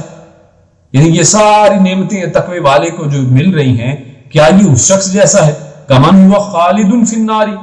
کہ جو ہمیشہ جہنم میں رہنے والا ہے، کیا یہ اس جیسا؟ یقیناً یہ اس جیسا نہیں ہے۔ وَسُقُوا مَاءً حَمِیمًا، اور جس کو وہاں پر گرم پانی پلایا جائے گا،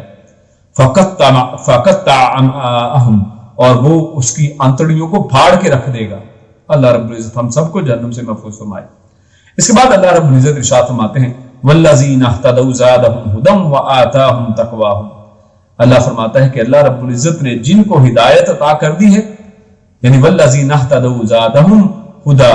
تو جس کو ایک دفعہ ہدایت اللہ رب العزت عطا فرما دیتے ہیں، جو اس ہدایت کے اوپر ایک دفعہ چلنا شروع کر دیتا ہے، اللہ رب العزت پھر اس کی برکت سے اللہ رب العزت اس کی ہدایت کو اور زیادہ اضافہ کر دیتے ہیں، اس میں زَدَ وَآتَاهُمْ تَقْوَاهُمْ، ہدایت کے تقوی میں بھی اضافہ کر دیتے ہیں۔ یعنی پتہ یہ چلا کہ انسان ہدایت کی تلاش کرے، ہدایت کے لیے دعا کرے، جس کے بارے میں ہم سورۃ الفاتحہ کے اندر کہتے ہیں اہدنا الصراط المستقیم۔ انسان کو چاہیے اس کی دعا بھی کرے، اس کے لیے کوشش بھی کرے، اور جو شخص کوشش کے ساتھ اس ہدایت کے راستے کو پا لیتا ہے، اللہ رب العزت یقیناً اس کے اندر پھر اضافہ کرتے ہیں۔ اور اس سے یہ بھی پتہ چلتا ہے کہ ایمان اور ہدایت کے اندر اضافہ ہوتا ہے، یعنی یہ کوئی سٹیٹک چیز نہیں ہے۔ پھر اس کے بعد اللہ فرماتا ہے فَهَلْ يَنظُرُونَ إِلَّا السَّاعَةَ أَن تَأْتِيَهُمْ بَغْتَةً، یعنی ان لوگوں کو قیامت کے بارے میں پتہ نہیں ہے کہ یہ قیامت کس طرح سے آئے گی، یہ قیامت کیسے آئے گی؟ اللہ فرماتے ہیں یہ اچانک آ جائے گی۔ یعنی یہ لوگ سمجھتے ہیں کہ یہ قیامت کے لیے ابھی کوئی تیاری کر لیں گے، بچ جائیں گے۔ آپ نے دیکھ لیا عاد کی قوم کا قصہ، آپ نے صالح علیہ السلام کی قوم کو دیکھ لیا کہ یہ کتنے کتنے جوان لوگ تھے۔ یہ صالح علیہ السلام کی قوم والے پہاڑوں کے اندر گھروں کو بناتے تھے کہ شاید پہاڑ کو تو کوئی نہیں پھاڑا جا سکتا ہے، پہاڑ کے اوپر پتھروں کی بارش نہیں ہو سکتی ہے، پہاڑ جو ہے ہمیں ہوا کے عذابوں سے بچا سکتے ہیں۔ اللہ رب العزت کی چیخ کے عذاب نے ان کو ہلاک کر کے رکھ دیا تھا۔ اللہ فرماتا ہے کہ ان کو کیا پتا ہے کہ قیامت اچانک ہی آ جائے، ان تأتیہم بغتہ، یہ ایک دم آ جائے، موقع ہی نہیں دے گی۔ فقد جاء اشراطها، اللہ فرماتا ہے کہ جب اس کی نشانیاں آ گئیں، اشرات کہتے ہیں نشانیوں کو، جب اس کی نشانیاں ظاہر ہو گئیں، قیامت کی نشانیاں یقیناً جب آ گئیں، فَأَنَّا لَهُمْ إِذَا جَاءَتْهُمْ ذِكْرَاهَا، تو اللہ فرماتا ہے یہ بڑی اہم بات ہے کہ جب نشانی ظاہر ہو جائے گی پھر اس کے بعد توبہ قبول نہیں ہے، پھر اس کے بعد انسان جتنا مرضی کہے کہ اب میں مان گیا، تو اللہ رب العزت نے ایک قانون قرآن کریم کے اندر بتا دیا ہے کہ جب انسان کو نشانی دکھا دی جاتی ہے تو پھر اس کے بعد نصیحت پکڑنے کا، ذکر کرنے کا کوئی فائدہ نہیں ہے، پھر اس کے بعد اللہ رب العزت ایسے ذکر کو، ایسی نصیحت کو قبول نہیں کرتے ہیں۔ اس لیے قیامت کی جب نشانیاں آئیں گی، جب یہ سورج مغرب سے نکل آئے گا تو اس کے بعد پھر انسان کے اوپر کوئی پھر توبہ نہیں ہے، پھر تو اس کی توبہ قبول ہونے والی نہیں ہے۔ اللہ فرماتا ہے اس کے بعد یا ایھا الذین آمنوا، اے لوگوں جو ایمان لائے ہو، اطیعوا اللہ واطیعوا الرسول ولا تبطلوا اعمالکم، بڑی اہم آیت ہے، کیونکہ آج بہت سے لوگ امت مسلمہ کے اندر ایسے ہیں کہ جو کہتے ہیں ہم مسلمان ہو گئے ہیں، اب اس کے بعد نماز پڑھنا ہم پر ہے، تم جیسے مرضی پڑھیں۔ اللہ رب العزت نے نماز کا سوال کرنا ہے، یہ نہیں سوال کرنا ہے کہ نماز کیسے پڑھی ہے، یہ سب ان کی اپنی باتیں ہیں، اپنے قیافے ہیں، کیونکہ کبھی قرآن کو پڑھا نہیں ہے، کبھی سنت کے پاس جا کر دیکھا نہیں ہے، کبھی علماء کے پاس بیٹھے نہیں ہیں، تو یہ اپنی قیافہ سنائیاں ہیں ان سب لوگوں کی۔ اللہ یہاں پر دیکھیے واضح طور پر فرماتا ہے کہ اے لوگوں جو ایمان لے کر آئے،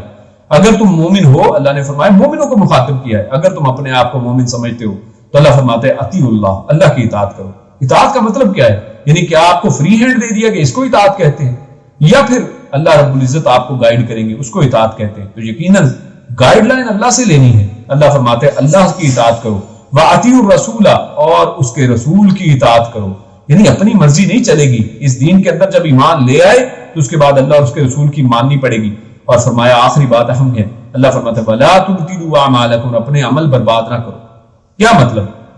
مطلب یہ پتہ چلا کہ اگر انسان اللہ اور اس کے رسول کی اطاعت کے بغیر اپنے گھڑے ہوئے طریقوں سے اعمال کرتا ہے تو عمل قبول نہیں ہے۔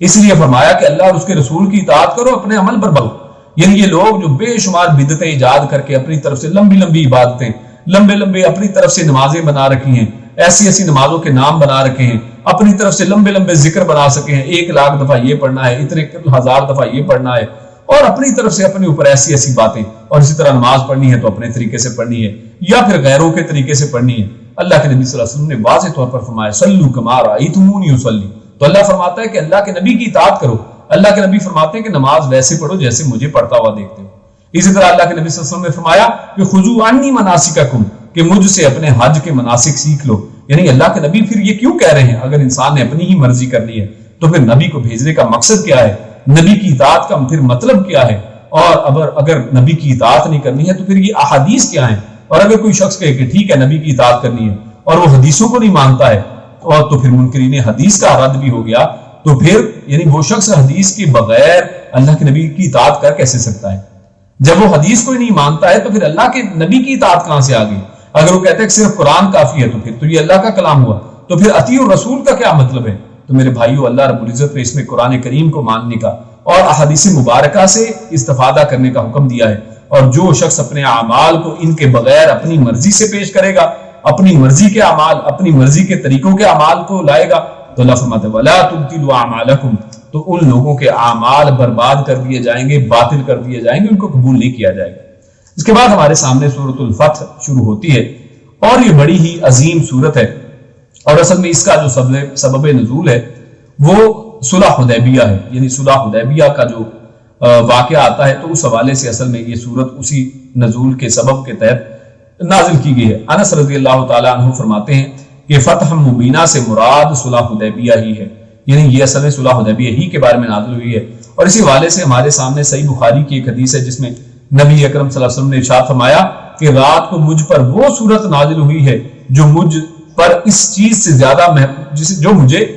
اللہ کے نبی فرماتے ہیں کہ رات مجھ پر وہ سورت نازل ہوئی ہے جو مجھے ہر اس چیز سے زیادہ محبوب ہے جس پر سورج طلوع ہوا ہے۔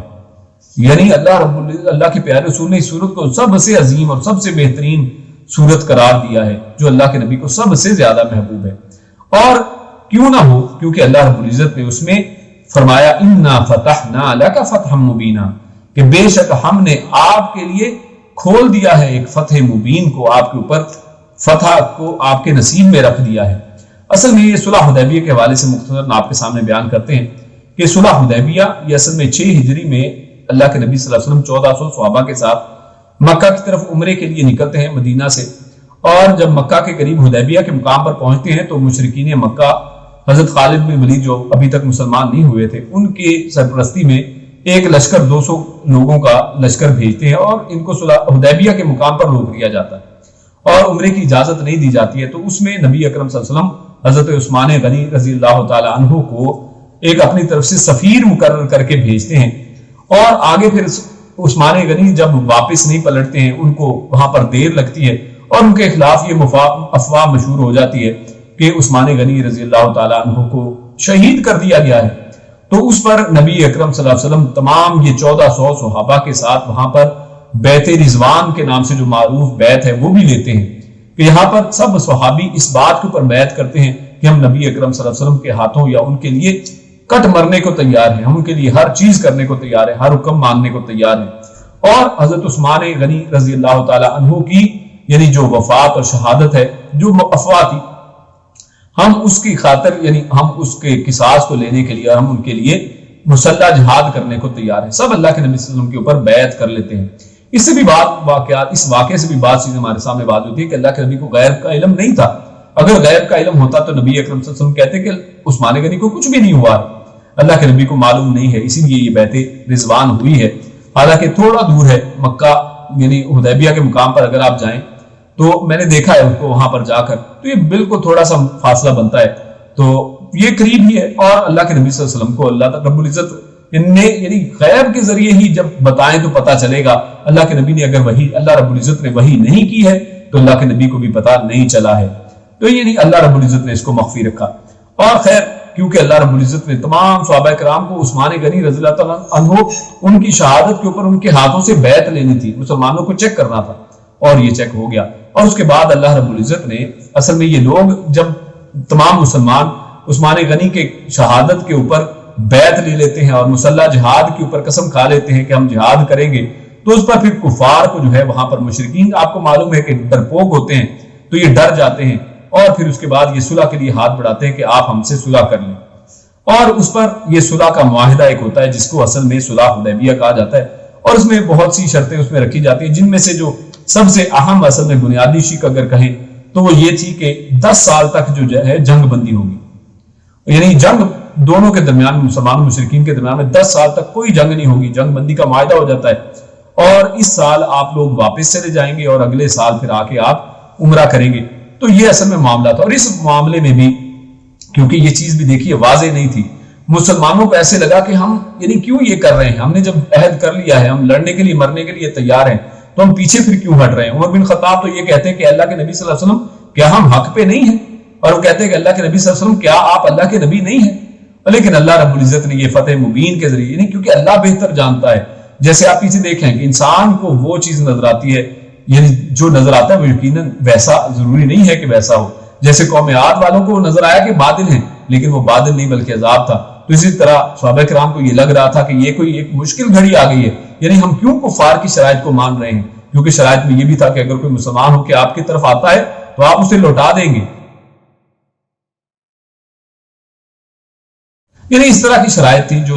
دیکھنے میں سخت معلوم ہوتی تھی، لیکن اللہ رب العزت نے فرمایا کہ یہ بہت بڑی کامیابی، اور یقیناً یہ بہت بڑی کامیابی تھی، کیونکہ اس کے بعد مسلمانوں کے اندر، کیونکہ مسلمان پھر آزادی کے ساتھ ان کا دھیان جنگ سے ہٹا ہے، اور مسلمانوں نے بے شمار جگہ پر پھر یعنی پوری دنیا کے اندر پھیلے ہیں، اور اس کے ذریعے جب بھی اپنے اخلاق کا مظاہرہ کیا ہے تو لوگ ان کے اخلاق کو دیکھ کر وہ بہت سے کثرت سے لوگ مسلمان ہوئے ہیں۔ اور اللہ رب العزت نے اصل میں یہاں پر اللہ کے نبی صلی اللہ علیہ وسلم کو 5 تحائف بھی بتائے ہیں۔ اسی آیت کے اندر اللہ فرماتا ہے لِيَغْفِرَ لَكَ اللَّهُ مَا تَقَدَّمَ مِن ذَنبِكَ وَمَا تَأَخَّرَ وَيُتِمَّ نِعْمَتَهُ عَلَيْكَ وَيَهْدِيَكَ صِرَاطًا مُسْتَقِيمًا وَيَنصُرَكَ اللَّهُ نَصْرًا عَزِيزًا۔ تو اس 2 آیات کے اندر، آیت نمبر 2 اور 3 میں اللہ رب العزت نے اصل میں ایک تو یہ فتح مبین کا جو ہے خوشخبری سنائی ہے، پھر اس کے بعد اللہ رب العزت نے مغفرت کے بارے میں فرمایا کہ اللہ معاف فرمانے والا ہے، اور پھر فرمایا کہ اللہ رب العزت نے آپ کے اوپر یہ تمام نعمت کر دیا ہے، یعنی اس دین کو اللہ رب العزت اب غالب کرے گا، اور یقیناً ایسے ہی ہوا۔ اور پھر صراط مستقیم کے اللہ رب العزت نے فرمایا کہ اللہ نے آپ کو سیدھا رستہ دکھا دیا ہے، اور اسی طرح اللہ کی نصرت، اور نصرت بھی وہ عزیزہ یعنی غالب آنے والی نصرت اللہ رب العزت نے آپ کو عطا فرما دی ہے، اور یقیناً ایسا ہی ہوا ہے۔ پھر چند سالوں کے بعد یعنی 8 ہجری میں مکہ فتح ہو گیا ہے، اور یعنی یہ ایک جو عہد مسلمانوں نے کیا تھا، اللہ رب العزت نے اس کے اندر جو ثمرات رکھے تھے وہ ساری دنیا کے سامنے اور آج امت مسلمہ کے سامنے واضح طور پر آ چکے ہیں۔ اس کے بعد اللہ رب العزت نے اسی صورت میں آگے چل کر سورۃ الفتح میں جو وحدت ادیان کے قائل جو لوگ ہیں کہ جناب پورے ادیان جو مل کے جناب چلیں، ہارمونی ان کے اندر ہونی چاہیے اور سب کو برداشت کر لیں اور اس طرح سے چلیں، تو اللہ رب العزت نے ان کا رد کیا۔ اللہ فرماتا ہے هو الذی ارسل رسولہ بالہدی، کہ وہ خدا جس نے آپ صلی اللہ علیہ وسلم کو رسول بنا کر ہدایت کے ساتھ بھیجا ہے، ودین الحق، اور حق کے دین کے ساتھ بھیجا ہے، کیوں لیظہرہ علی الدین کلہ، تاکہ آپ اس کو یعنی تمام دینوں کے اوپر غالب کر دیں، تاکہ یہ تمام دینوں کے اوپر غالب ہو جائے۔ اور یہاں پر علی الدین کلہ ہی کہا ہے کہ تمام دینوں کے اوپر، یہ نہیں کہا ہے کہ مع الدین کلہ کہ تمام دینوں کے ساتھ، یعنی یہ بھی سب کے ساتھ مل کر چلتا رہے، سب اپنی اپنی سپیس میں چلتے رہیں، ایسا نہیں ہے، بلکہ یہ دین سب کے اوپر غالب ہونے کے لیے آیا ہے۔ ہاں یہ تو ممکن ہے کہ سب لوگ اسلام کے جھنڈے کے نیچے اگر فدیہ دے کر رہنا چاہتے ہیں تو وہ رہ لیں، لیکن ایسا نہیں ہے کہ انسان یہ کہے کہ اچھا وہ بھی ٹھیک ہے اور ہم بھی ٹھیک ہیں اور سب ٹھیک ہیں، اور جناب ایسا نہیں ہے۔ یقیناً سب میں سے وہ ٹھیک ہے کہ جس کو اللہ رب العزت نے ٹھیک کہا ہے۔ فتح کی جو آخری آیت ہمارے سامنے آتی ہے، بڑی عظیم آیت ہے۔ اللہ رب العزت فرماتے ہیں محمد رسول اللہ، کہ محمد جو اللہ رب العزت کے رسول ہیں، والذین معہ، اور جو آپ صلی اللہ علیہ وسلم کے ساتھ ہیں۔ یہاں پر یہ نہیں کہا کہ جو آپ کے صحابہ ہیں، یہ بھی کہا جا سکتا تھا،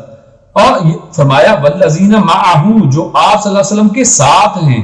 اور ساتھ سے مراد یہ دیکھیے، یعنی جو اللہ کے نبی صلی اللہ علیہ وسلم کا ساتھ دینے والے ہیں، جو ہمیشہ ان کے ساتھ رہنے والے ہیں۔ ان میں سے کچھ وہ ہیں کہ جو اللہ کے نبی صلی اللہ علیہ وسلم کے ساتھ راتوں کو قیام کرنے والے ہیں۔ ان میں سے کچھ وہ ہیں جو اللہ کے نبی صلی اللہ علیہ وسلم کے ساتھ غاروں میں رہنے والے ہیں۔ ان میں سے وہ ہیں کہ جو اللہ کے نبی صلی اللہ علیہ وسلم کے ساتھ غزوات میں شریک ہونے والے ہیں۔ ان میں سے وہ ہیں کہ جو اللہ کے نبی صلی اللہ علیہ وسلم کے لیے جانوں کو نچھاور کرنے والے ہیں، اور جو نبی اکرم صلی اللہ علیہ وسلم کے سامنے ڈھال بننے والے ہیں، اور نبی اکرم صلی اللہ علیہ وسلم نے جب بھی کہا ہے تو انفاق کرنے والے ہیں۔ تو یہ سارے لوگ، ان کو اللہ فرما رہے یہ اللہ کے نبی کے ساتھ ہیں۔ یعنی یہ صرف نہیں کہا کہ یہ اللہ کے نبی کو ماننے والے ہیں، بلکہ کہا کہ یہ اللہ کے نبی کے جو ساتھ ہیں، والذین معہ، جو ان کے ساتھ ہیں، جو اس کے ساتھ ہیں، یعنی محمد صلی اللہ علیہ وسلم کے جو لوگ ساتھ ہیں، تو ان کی صفت کیا بیان کی ہے؟ اشداء علی الکفار، یہ کفار کے مقابلے میں بڑے سخت ہیں۔ جب کفر کی بات آتی ہے تو آپ لوگ، یعنی آج بہت سے لوگ کہتے ہیں کہ جناب یہ جو توحید پرست ہوتے ہیں یہ بڑے ہارڈ ہوتے ہیں، یہ بہت سخت ہوتے ہیں۔ میرے بھائیوں کیوں نہ سخت ہو؟ جب اللہ کی توحید کے اوپر زچ آئے گی، جب اللہ کی توحید کے اوپر حملے کیا جائیں گے تو آپ سخت ہوں گے ہی۔ تو اسی لیے یہاں پر اس آیت میں فرمایا کہ یہ اللہ کے نبی کے جو ساتھ لوگ ہیں ان کی پہچان یہ ہے کہ یہ کفار کے مقابلے میں بڑے سخت ہوتے ہیں۔ رحماء بینہم، ہاں یقیناً آپس میں نرم ہوتے ہیں، آپس میں ایک دوسرے کو معاف کرتے ہیں، آپس میں ان کے دل جو ہے کینے سے پاک ہوتے ہیں۔ تراہم رکعا سجدا،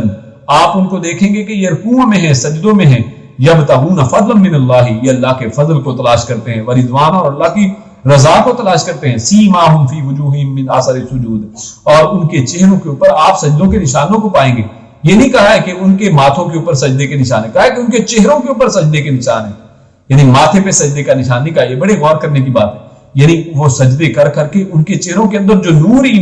ایمانی پیدا ہو گیا ہے، اصل میں اس چہرے کی بات کی جا رہی ہے۔ اور سجدوں کے اندر اور قیام کے اندر روتے تھے یہ لوگ، اور بعض صحابہ کرام کے چہروں کے اوپر تو رونے کی وجہ سے نشان پڑ گئے تھے، تو اس لیے فرمایا کہ ان کے چہروں کے اوپر اصل میں سجدوں کے نشان ہیں۔ ذالک مثلہم فی التوراۃ، اور ان کی مثال تورات میں بھی ہے، ومثلہم فی الانجیل، اور انجیل میں بھی ان کی مثال دی گئی ہے، ان کی الہامی کتابوں کے اندر بھی ان کا ذکر ہے۔ اور اللہ فرماتا ہے کزرع اخرج شطأہ فآزرہ فاستغلظ فاستوى علی سوقہ یعجب الزراع لیغیظ بہم الکفار۔ اللہ رب العزت نے یہاں پر بڑی بہترین مثال ان کی بیان کی ہے کہ یہ ایسے ہیں کہ جیسے کسی کسان نے ایک چھوٹی سی بیج بویا ہے اور ایک سوئی اس میں سے نکلی ہے زمین کے اندر سے، پھر وہ موٹی ہوئی ہے، پھر تنا وہ قوی ہو گیا ہے، اور پھر اس کے بعد وہ بڑا مضبوط ہو گیا ہے، پھر وہ بالکل سیدھا کھڑا ہو گیا ہے، علی سوقہ، اپنی اس کے اوپر یعنی تنے کے اوپر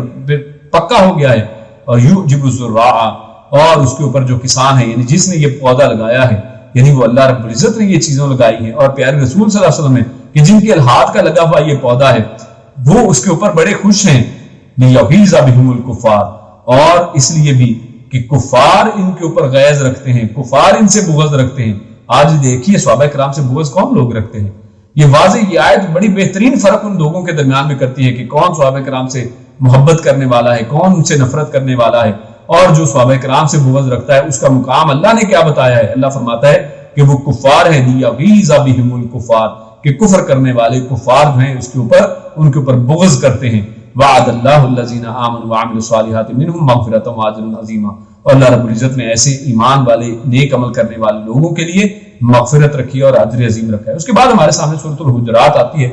اور اس سورت کے اندر بے شمار نصائح ہمارے سامنے ہیں۔ شروع میں اللہ رب العزت ارشاد فرماتے ہیں بسم اللہ الرحمن الرحیم، یا ایھا الذین آمنوا لا تقدموا بین یدی اللہ ورسولہ واتقوا اللہ ان اللہ سمیع علیم۔ اللہ رب العزت نے پہلی آیت میں ارشاد فرمایا کہ اللہ اور اس کے رسول سے آگے قدم نہ بڑھاؤ، ان سے آگے نہ بڑھو، یعنی اللہ اور اس کے رسول نے جو حدیں مقرر کر دی ہیں، جو بات اللہ اور اس کے رسول نے کر دی ہے، اب اس سے زیادہ بڑھنے کی کوشش نہ کرو۔ اللہ کے رسول صلی اللہ علیہ وسلم نے عبادات کے جو طریقے بتا دیے، اب ان سے زیادہ بڑھنے کی کوشش نہ کرو۔ اللہ کے نبی نے اذکار کی ایک حدیں بتا دی ہیں، نبی اکرم صلی اللہ علیہ وسلم سے آپ احادیث کا مطالعہ کریں، آپ کو 100 سے زیادہ آپ کو تعداد نہیں ملے گا کہ اللہ کے نبی صلی اللہ علیہ وسلم 100 دفعہ لا الہ الا اللہ وحدہ لا شریک لہ لہ الملک ولہ الحمد وہو علی کل شیء قدیر پڑھتے تھے، سبحان اللہ و بحمدہ 100 دفعہ پڑھتے تھے. یعنی آپ کو زیادہ سے زیادہ جو چیز ملے گی 100 دفعہ ملے گی, اس کے بعد گنتی نہیں ہے. فرمایا کہ اللہ کے نبی صلی اللہ علیہ وسلم نے کہ استغفار کو کثرت سے کرتے تھے یا 100 سے زیادہ دفعہ کرتے تھے. لیکن لوگوں نے 100 سے زیادہ دفعہ اپنے اذکار مقرر کر لیے ہیں کہ 1 لاکھ دفعہ یہ پڑھا جائے, 4 لاکھ دفعہ یہ پڑھی جائے. لمبی لمبی تسبیحاں آپ کو ملیں گی, اتنی لمبی کئی گزوں کی تسبیحاں بنا رکھی ہیں. اور اسی طرح اللہ کے نبی سے آگے بڑھنے سے مراد یہ بھی ہے کہ اللہ رب العزت نے جو حدود مقرر کر دی ہیں ان سے آگے بڑھ جانا. اور اسی طرح 3 لوگ اللہ کے نبی صلی اللہ علیہ وسلم کی غیر موجودگی میں ازواج مطہرات کے پاس آتے ہیں اور ان سے اللہ کے نبی کے اعمال پوچھتے ہیں. جب بتائے جاتے ہیں تو وہ کہتے ہیں کہ یہ تو اللہ کے نبی ہیں, ان کے لیے تو یہ شاید کافی ہو, ہم لوگ تو گناہ گار ہیں, ہم لوگوں کو زیادہ محنت کرنی پڑے گی. اور ان میں سے ایک کہتا ہے کہ میں ہمیشہ روزے رکھوں گا, کبھی افطار نہیں کروں گا. دوسرا یہ ارادہ کرتا ہے کہ میں ہمیشہ قیام اللیل کروں گا, کبھی سوؤں گا نہیں. اور تیسرا کہتا ہے کہ میں شادی نہیں کروں گا. اب یہ دیکھیے تینوں کا ارادہ بڑا نیک ہے, تینوں اصل میں نیکی چاہتے ہیں, زیادہ سے زیادہ محنت کرنا چاہتے ہیں. اور ایک نے نماز کہا ہے, ایک نے روزے کی بات کی ہے, ایک نے یعنی دنیا داری سے ہٹنے کی بات کی ہے. کتنی بہترین باتیں محسوس ہوتی ہیں. آج اگر ہم ہوتے تو ہم کہتے کہ کیا بات ہے جناب, یہ دیکھیے فضائل اعمال, تو ہم ان اعمال کو بڑا فضیلت والا بہترین عمل سمجھتے ہیں. لیکن اللہ کے نبی کو جب پتا چلتا ہے تو اللہ کے نبی کہتے ہیں کہ میں تم میں سب سے زیادہ تقوی والا ہوں, میں تم میں سب سے زیادہ تقوی والا ہوں. میں روزے رکھتا بھی ہوں اور چھوڑتا ہوں, اور میں نے شادیاں بھی کی ہیں, اور اسی طرح میں راتوں کو سوتا بھی ہوں اور جاگتا بھی ہوں. یعنی اللہ کے نبی صلی اللہ علیہ وسلم نے ان کو سلب کیا ہے اور ان کی اس بات کو ریجیکٹ کیا ہے. یہ ہے اللہ کے نبی صلی اللہ علیہ وسلم سے آگے بڑھنا. اور فرمایا یا ایھا الذین آمنوا لا ترفعوا اصواتکم فوق صوت النبی, کہ اے لوگوں جو ایمان لائے ہو تم اللہ کے نبی کی آواز سے بلند آواز نہ کرو. مطلب یہ ہے کہ اللہ کے نبی کی حدیث آ جاتی ہے اور اس کے سامنے یہ لوگ اپنی بات کو اس کے اوپر رکھتے ہیں, اپنی بات کو اس سے زیادہ اہمیت دیتے ہیں, اپنے امام کی بات کو اس سے زیادہ اہمیت دیتے ہیں, اپنے عالم کی بات کو اس سے زیادہ اہمیت دیتے ہیں, پیر بزرگ کی بات کو اہمیت دیتے ہیں. تو سمجھے کہ اس نے اللہ کے نبی کی بات سے اصل میں اپنی آواز کو اونچا کر لیا ہے. اور اسی طرح اللہ رب العزت آگے اس سورت میں فرماتے ہیں یا ایھا الذین آمنوا لا یسخر قوم من قوم عسى ان یکونوا خیرا منهم. اللہ رب العزت نے یہاں پر ایک بہترین اخلاق بتایا ہے کہ کوئی شخص کسی دوسرے کا مذاق نہ اڑائے یہ سمجھ کر کہ شاید یہ آپ سے حقیر ہے, یہ شاید آپ سے کم علم والا ہے, یہ شاید آپ سے کم جو ہے وہ ایمان والا ہے, یا یہ کم اخلاق والا ہے, یا عبادات میں آپ سے کم. یعنی آپ اپنی عبادت پہ فخر کر کے کسی دوسرے کو حقیر نہ سمجھے. اللہ فرماتا ہے کہ عسى ان یکونوا خیرا منهم, شاید کہ وہ آپ سے زیادہ بہتر ہو, شاید کہ اللہ نے اس کا ایک چھوٹا سا عمل آپ سے زیادہ محبوب اللہ نے کر لیا ہو. ولا نساء من نساء عسى ان یکن خیرا منهن. اللہ فرماتا ہے نہ کوئی عورت کسی دوسری عورت کو اپنے سامنے حقیر سمجھے, ہو سکتا ہے کہ دوسری عورت اس سے زیادہ بہتر ہو. اور اسی طرح اللہ فرماتا ہے ولا تلمزوا انفسکم ولا تنابزوا بالالقاب. اور پھر اللہ فرماتا ہے کہ لوگوں کے پھر اس طرح القاب, لوگوں کو نام نہ رکھیں کہ فلاں فلاں نام ہم نے لوگوں کے رکھ دیے ہوتے ہیں, اوے چھوٹے اوے موٹے, اور اس طرح کی باتیں ہم لوگ کرتے ہیں. اللہ رب العزت نے اس سے منع فرمایا. اس طرح اللہ رب العزت نے اسی سورت میں پہلے فرمایا یا ایھا الذین آمنوا ان جاءکم فاسق بنبأ فتبینوا, کہ جب بھی تمہارے سامنے کوئی فاسق شخص کوئی خبر لے کر آئے تو پھر تحقیق کر لیا کرو. تو اس سے یہ پتہ چلا ہے کہ ہمارے سامنے آج کوئی بھی بات آتی ہے تو ہمیں چاہیے کہ اس کے اوپر تحقیق کر لیں, کیونکہ آج یہ واٹس ایپ اور فیس بک کا زمانہ ایسا خطرناک زمانہ ہے. ہمارے سامنے بے شمار چیزوں کو آج فرمان کہہ کر بیان کیا جاتا ہے. یہ فرمان علی ہے, اور حضرت علی سیدنا علی رضی اللہ تعالیٰ عنہ کو زیادہ تر اس کا نشانہ بنایا جاتا ہے. فرمان علی کے نام پر ایسی ایسی باتیں اپنی طرف سے بنا کر گھڑ دی جاتی ہیں, اور بعض اوقات نبی اکرم صلی اللہ علیہ وسلم سے منسوب کر دیا جاتا ہے کہ پیارے رسول نے یہ فرمایا, حالانکہ انہوں نے یہ نہیں فرمایا ہے. موضوع اور من گھڑت روایات کو اللہ کے نبی کے ساتھ منسوب کر دیا جاتا ہے, اور اسی طرح بعض اوقات قرآن مجید کے ساتھ منسوب کر دیا جاتا ہے کہ قرآن میں یہ لکھا ہے, جبکہ قرآن میں وہ نہیں لکھا ہے. اس کے بعد اللہ فرماتا ہے یا ایھا الذین آمنوا اجتنبوا کثیرا من الظن. اللہ فرماتا ہے کہ اے لوگوں جو ایمان لائے ہو تم اکثر ظن سے بچو, یعنی جو گمان ہم بدظنی لوگوں کے بارے میں کرنا شروع ہو جاتے ہیں کہ یار یہ شخص مسجد سے نکلا ہے, اس نے سنتے نہیں پڑھی. انسان کہتا ہے کہ پتہ نہیں یہ بندہ سنتے پڑھتا ہی نہیں ہے.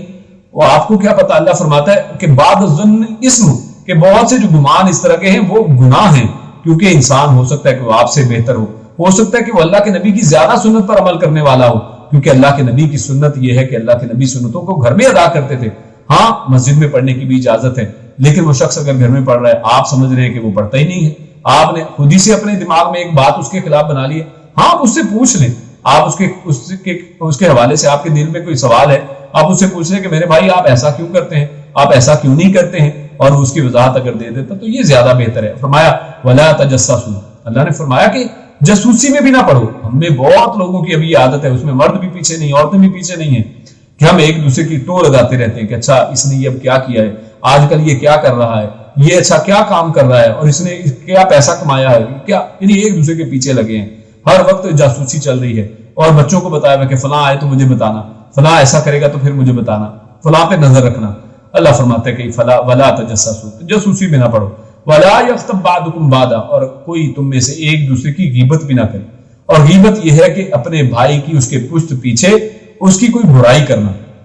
اور کسی نے اللہ کے نبی صلی اللہ علیہ وسلم کے سامنے یہ کہا کہ اگر اس کے اندر وہ برائی ہو تو کیا پھر بھی نہ کریں؟ انہوں نے کہا کہ اگر اس کے اندر برائی ہے اور پھر تم اس کو کہہ رہے ہو تو یہی تو اصل میں غیبت ہے، اور اگر اس کے اندر برائی نہیں اور پھر تم کر رہے ہو تو یہ تو اصل میں بہتان ہے، یہ تو اس سے بھی بڑی بات ہے کہ اگر اس کے اندر وہ چیز نہیں ہے اور تم اس کے اوپر الزام لگا تو یہ بہتان بن گیا ہے، اور اگر اس کے اندر یہ چیز ہے لیکن اس کو تم لوگوں کے سامنے غیر حاضری میں بات کر تو یہ اصل میں غیبت ہے۔ ہاں صرف اس وقت یہ چیز جائز ہے کہ جب کوئی مظلوم جو ہے یا کسی لوگوں کو کسی شخص کے ظلم سے محفوظ کرنے کے لیے بتایا جائے کہ اس کے چکر میں نہ پڑنا، تو یہ وہاں پر صرف اس چیز کی اجازت ہے، جیسا ہم قرآن کریم کے پہلے ایک مقام پر پڑھا ہے۔ اللہ فرماتا ہے ایحب احدکم ان یاکل لحم اخیہ میتا فکرہتموہ۔ اللہ رب العزت نے یہ غیبت کرنے والے کے بارے میں فرمایا کہ جو یہ غیبت کرتا ہے، فرماتا ہے کیا کوئی شخص یہ پسند کرے گا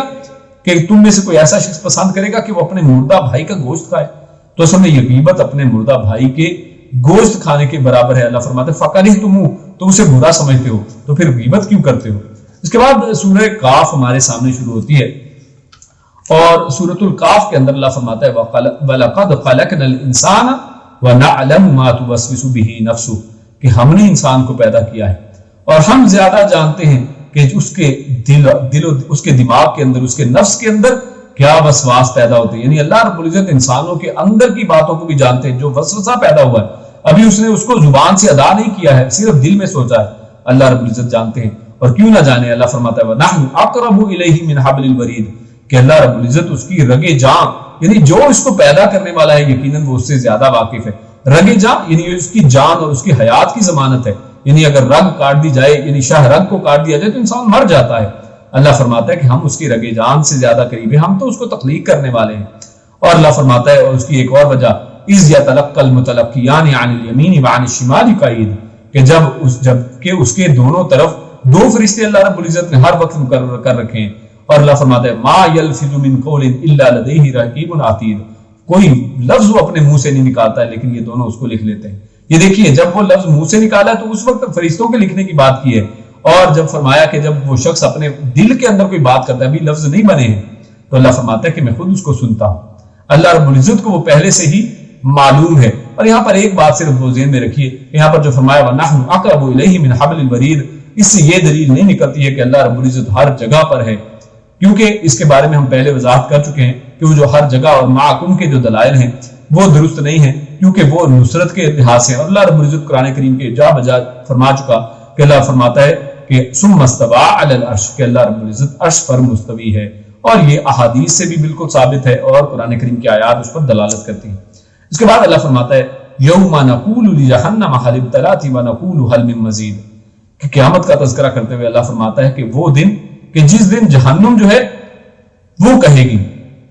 نقول لجہنم، بلکہ جہنم سے کہا جائے گا هل امتلأت، کیا تو بھر گئی ہے، یعنی کیا تمہارا پیٹ بھر گیا ہے ان جہنمیوں کو تمہارے اندر ڈالنے سے؟ تو وہ کہے گی وتقول هل من مزید، کہ کیا کچھ اور ہے۔ اور اسی والے سے ایک حدیث بھی ہمارے سامنے آتی ہے کہ جہنم بار بار یہی چیز کہے گی، بار بار اس کو کہا جائے گا، بخاری کی حدیث ہے کہ جب اور ڈالا جائے گا تو پھر وہ کہے گی کچھ اور ہے، اور پھر آخر کار اللہ رب العزت اپنا قدم مبارک اس کے اندر رکھیں گے، اور پھر اس کے بعد وہ کہے گی قط قط، یعنی بس بس اب اور مجھے کوئی حاجت نہیں ہے۔ یعنی اس سے یہ بھی پتہ چلتا ہے اس حدیث سے، بخاری کی جو حدیث ہے، کہ اللہ کے نبی اللہ رب العزت کا پاؤں ہے، اور اللہ رب العزت کی حیثیت ہے۔ ہاں ہم اس کا پاؤں کی کوئی کیفیت بیان نہیں کرتے، ہم اس کی تمثیل مثال بیان نہیں کرتے، اس کی تشبیہ بیان نہیں کرتے کہ وہ کیسا ہے، انسانوں جیسا، یعنی ہم اس کے بارے میں نہیں پڑھتے۔ اللہ رب العزت نے اس کا علم ہمیں نہیں دیا ہے، اللہ رب العزت کو جیسے لائق ہے ویسے اس کا پاؤں ہے۔ اس کے بعد اللہ فرماتا ہے وَأُزْلِفَتِ الْجَنَّةُ لِلْمُتَّقِينَ غَيْرَ بَعِيدٍ، اور جنت کو جو جنتی ہیں، جو متقین ہیں، ان کے قریب کر دیا جائے گا، غیر بعید، اور وہ دور نہیں ہوگی۔ یعنی دیکھیے جہنم کا تذکرہ پہلے ایک صورت میں آیا تھا پیچھے، اور فرمایا تھا کہ دور سے ہی لوگ جہنم کی آوازوں کو سن لیں گے، وہاں پر بعید کی بات کی گئی تھی لیکن جنت کو اللہ رب العزت نے قریب کہہ دیا، یعنی جنتیوں کو ویٹ نہیں کرنا پڑے گا کہ بڑی دور کہیں پہ پیدل چل کے جانا ہے یا بڑی دور کوئی ٹرانسپورٹیشن کے مسائل ہیں، بلکہ اللہ رب العزت اس کو قریب کر دے گا تاکہ فوری طور پر جلد سے جلد میرے جنتی جو ہیں وہ جنت کے اندر داخل ہو جائیں۔ تو یہ جنتیوں کے لیے بڑی اعزاز کی بات ہے۔ اس کے بعد ہمارے سامنے سورۃ الزاریات شروع ہوتی ہے، اور زاریات کا مطلب ہے یعنی ہوائیں، جو تیز چلنے والی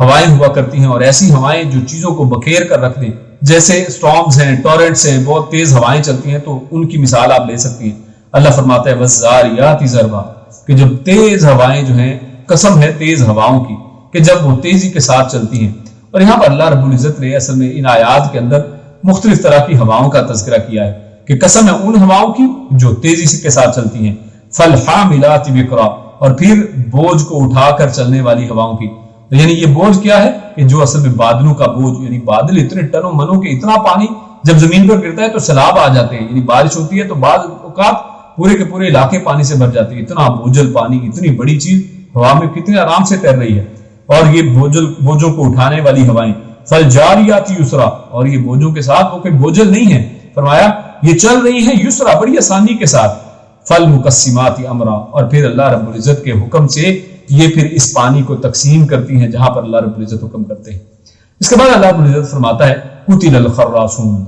کہ ہلاک ہو گئے وہ لوگ جو خراسون ہیں۔ خراسون ان کو کہا جاتا ہے جو قیافے لگاتے رہتے ہیں، اپنے دماغ کی باتیں، اپنے فلسفے، اپنی بنی بنائی چیزیں، اپنی گھڑی ہوئی باتیں، اور اسی کے اوپر پوری زندگی کھپ جاتی ہے، اور لوگ ان کو سمجھتے ہیں کہ یہ بڑے تدبر والے اور بڑے عقل مند لوگ ہیں، لیکن قرآن کا پتہ نہیں ہے اور احادیث کے اندر غور و فکر نہیں کیا ہے، احادیث کا انکار کرتے ہیں۔ اور اللہ فرماتا ہے قتل الخراسون، ایسے قیافہ شناس، ایسے لوگ جو اپنے طرف سے اٹکل لگاتے ہیں، اپنی طرف سے اندازے لگانے والے، وہ سب مارے گئے۔ اور یہ واضح آیات کے پتہ چل جانے کے باوجود، احادیث کے پتہ چل جانے کے باوجود ان کے اوپر صرف نظر کرتے ہیں، ان کو سائڈ پہ کر دیتے ہیں، اور اپنا دماغ جو کہتا ہے کہ جناب ہمیں یہ سمجھ آ رہی ہے، ہمارے خیال میں یہ ایسا ہے، تو اس کے مطابق چلنے کی کوشش کرتے ہیں، اور ایک یقینی علم جو ہے جو قرآن کے اندر ہے، علم یقین، اس کو چھوڑ کر یہ اپنے دماغوں کے ظنی علم کی طرف اصل میں جاتے ہیں۔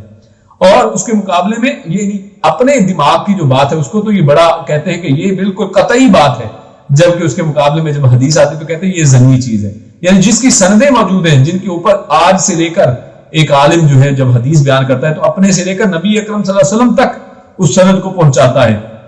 اور اس کے اندر ایک ایک شخص کے حالات کے بارے میں جانتا ہے، اور اس کو چھوڑا جاتا ہے، اور اس کو ظنی کہا جاتا ہے۔ اور انسان کے دماغ میں جو ایک خیال آیا ہے، اس کو دماغ میں ایک رات کو ایک خواب آیا ہے، تو اسی کو بڑا قطعی سمجھا جاتا ہے۔ تو اللہ رب العزت نے ان کے بارے میں فرمایا کہ قتل الخراسون، ایسے قیافے والے جو ہیں، ایسے اٹکل پچو لگانے والے لوگ ہلاک ہو گئے۔ اس کے بعد اللہ رب العزت نے متقین کی صفات بیان کی ہے، فرمایا ان المتقین فی جنات مأویون، یہ جو متقی ہیں یہ جنتوں میں اور چشموں میں رہنے والے ہیں۔ آخذین ما آتاہم ربہم، وہاں پر ان کو دیا جائے گا جو اللہ رب العزت ان کو دینے والے ہیں، وہ لیں گے اس کو۔ انہم کانوا قبل ذلک محسنین، اور یہ ان کو ویسے ہی فری میں نہیں مل رہا، یہ اس وجہ سے کیونکہ وہ اس سے پہلے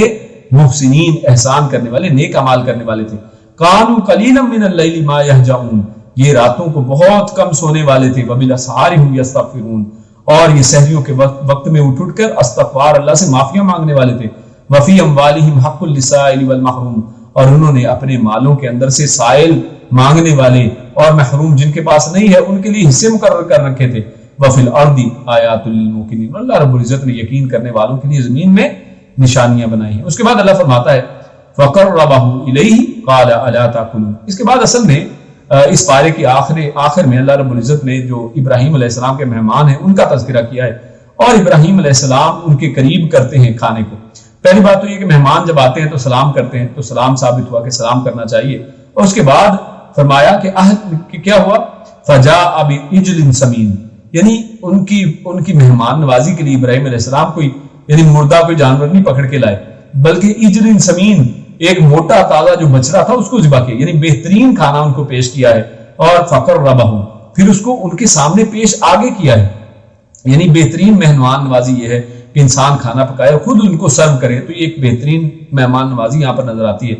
اور یعنی ان کی طرف اس کو پیش کیا ہے، اس کو آگے بڑھایا ہے، اور کہا قال الا تاکلون، کہ تم کھاتے نہیں ہو۔ اور پھر اس کے بعد آپ جانتے ہیں یہ واقعہ سارا کہ انہوں نے کہا کہ ہم فرشتے ہیں اور فرشتے کھاتے نہیں ہیں، چاہے وہ انسانی شکل میں ہی میں ہوں۔ تو لہٰذا اللہ کے نبی صلی اللہ علیہ وسلم تو کھانا کھانے والے تھے، تو پتہ چلا کہ نبی اکرم صلی اللہ علیہ وسلم وہ نوری مخلوق نہیں ہے۔ اسی پر اپنی بات کو ختم کرتے ہیں۔ اللہ رب العزت سے دعا ہے کہ اللہ رب العزت جو پڑھا سنا اس پر عمل کرنے کی توفیق عطا فرمائے۔ اللہ رب العزت نیک عمل اور اچھی سمجھ کی توفیق عطا فرمائے۔ السلام علیکم ورحمۃ اللہ وبرکاتہ۔